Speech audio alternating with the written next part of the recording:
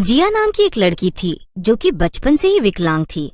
वो अनाथालय में रहती थी क्योंकि उसके माँ बाप ने उसे विकलांग होने के कारण ठुकरा दिया था। जिया के मन में हर किसी के लिए बहुत नफरत थी। एक दिन जिया अनाथालय के बगीचे में बैठी थी। वो दूर से ही बाकी बच्चों को खेलते हुए देख रही थी। इन सब का नसीब कितना अच्छा है ना। ये जहाँ चाहे वहाँ जा सकते हैं, अपनी मर्जी से खेल कूद सकते हैं। और एक मैं हूँ जो बस एक टांग से चल पाती हूँ। खेलना कूदना तो बहुत दूर की बात है, मैं तो बिना लकड़ी के सहारे के चल भी नहीं सकती हूँ सही से। जिया अपने ही ख्यालों में डूबी हुई थी कि तभी उसके पास एक बॉल आकर गिरती है। एक बच्चा जिसका नाम मोंटू था, वो जिया के पास आकर कहता है, ओए जिया, चल बॉल दे। अरे ये क्या बॉल देगी, ये तो एक टांग से लंगड़ी है। गोलू की ये बात सुनकर बाकी सभी बच्चे जोर जोर से हंसने लगते हैं। सब बच्चों को अपने ऊपर ऐसे हंसता देखकर जिया को बहुत दुख पहुंचता है। दुख से भी ज्यादा उसे सभी बच्चों पर गुस्सा आता है, लेकिन वो किसी से बिना कुछ कहे वापस अंदर अपने कमरे में चली जाती है। अपने कमरे में जाने के बाद जब जिया अकेली होती तब वो जोर जोर से रोने लगती है। ये सब मेरे साथ ही क्यों हुआ? ऊपर वाले ने मुझे ही ऐसा क्यों बनाया? सभी बच्चे मेरा कितना मजाक उड़ाते हैं। जिया के कमरे से ही लगकर एक और खिड़की थी। उसके बाहर एक चुड़ैल खड़ी थी जिसने जिया की सारी बातें सुन ली थी।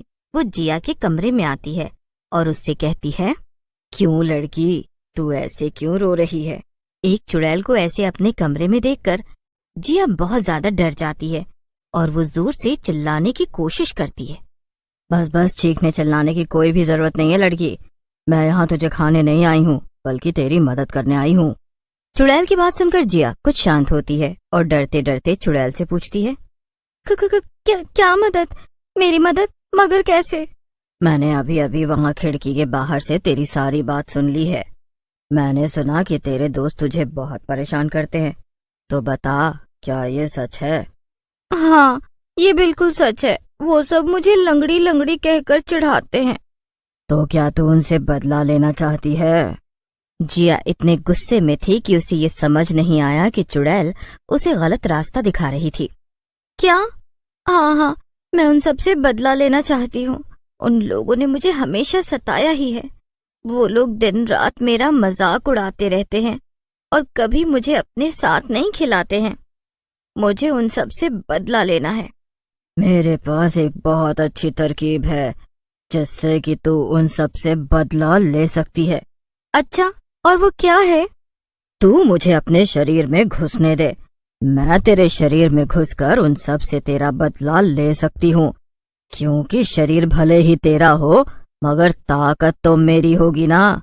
और मैं उन सबको इतना डरा दूंगी कि वो तुझे कभी भी परेशान नहीं करेंगे।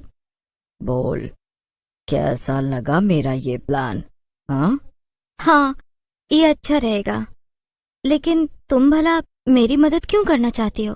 अरे मैं मुफ्त में तेरी मदद थोड़े ही करूंगी, बदले में तुझे भी मेरा एक काम करना होगा।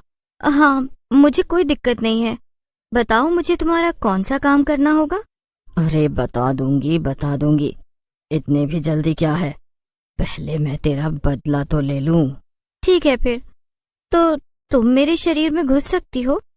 जिया के इतना कहते ही चुड़ैल उसके शरीर में घुस जाती है और जिया एक लंगड़ी चुड़ैल में बदल जाती है। वो बहुत डरावनी लग रही थी और उसकी आंखें एकदम लाल थी। चलो, आखिरकार मुझे किसी का शरीर तो मिला, वरना आजकल कोई इंसान आसानी से अपना शरीर कहाँ देता है। हम भूत चुड़ैलों का काम भी कोई आसान नहीं है। लंगड़ी चुड़ैल बाहर जाकर देखती है कि बच्चे बॉल से खेल रहे थे। तो पहले मुझे इन विद्दी बच्चों से बदला लेना है। चलो ठीक है, ये तो मेरे दाएं हाथ का खेल है। चुड़ैल बच्चों के सामने पहुंच जाती है।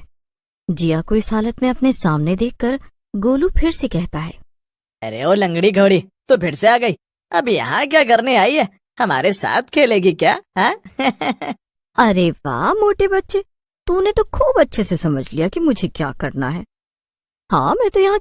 गोलू ने गुस्से में बॉल को लंगड़ी चुड़ैल की तरफ फेंका, लेकिन चुड़ैल ने उस बॉल को इतनी तेज लात मारी कि वो उड़कर सीधा गोलू के मुंह पर जाकर लगी। सभी बच्चे ये सब देखकर हैरान रह गए। सभी बच्चे जिया का ये रूप देखकर दंग रह जाते हैं। सुन लो सबके सब, आज के बाद किसी ने भी मेरा मजाक उड़ाने की कोशिश की तो गोलू की जगह वो होगा। जिया के मुंह से ऐसी बातें सुनकर सब बच्चे डर जाते हैं और वो लोग गोलू को लेकर अंदर चले जाते हैं। वो जिया से कुछ भी नहीं बोलते। ये सब करने के बाद चुड़ैल वापस कमरे के अंदर जाती है और जिया के शरीर से बाहर आ जाती है। क्या हुआ? मैं यहाँ क्यों खड़ी हूँ? तुमने क्या किया? अरे मैंने तो वही किया जो करने का मैंने तुमसे वादा किया था। मैंने तुम्हारे सभी दुश्मनों को अच्छा सबक सिखा दिया है। अब कोई भी तुमसे भिड़ने से पहले 100 बार सोचेगा।